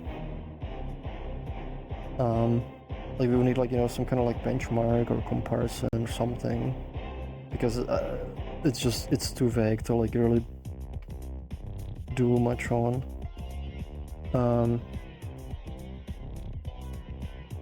So Kai Volps is asking, if I recall, there's an export skin meshes, only regular meshes, has been isn't it something with skin mesh? Why is that? And is it planned to get skin mesh exporting working? Ignore Resonite now. It does now. Yeah, it doesn't support it, and it doesn't support it because it hasn't been implemented yet. So, and at some point it will be implemented, but I don't know when.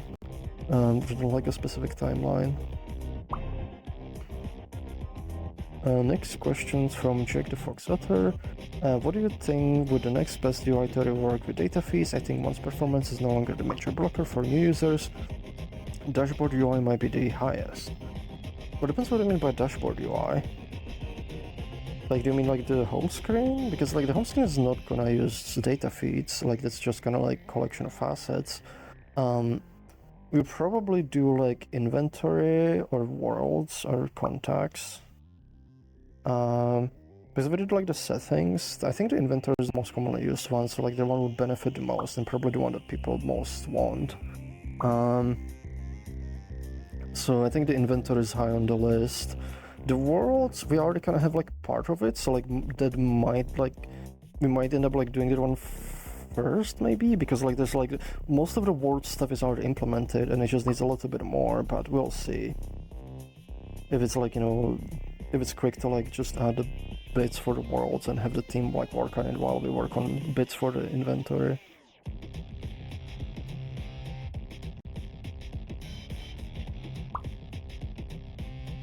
Yeah, probably.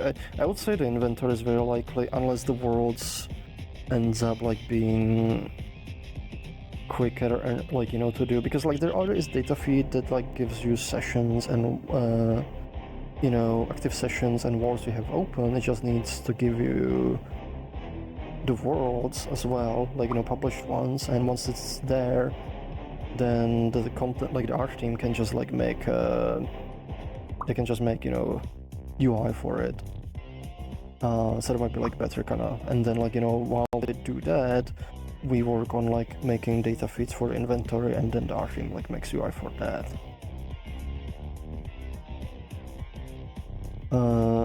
Next question's from Adrias, and also just checking on time, we got like 4 minutes left, so it's probably the last few questions. Adrias is asking, what is the most frustrating question command you keep getting from the community continuously? Why are you making the game worse? Why is it like this? Why? Yeah. Etc. etc. Yeah.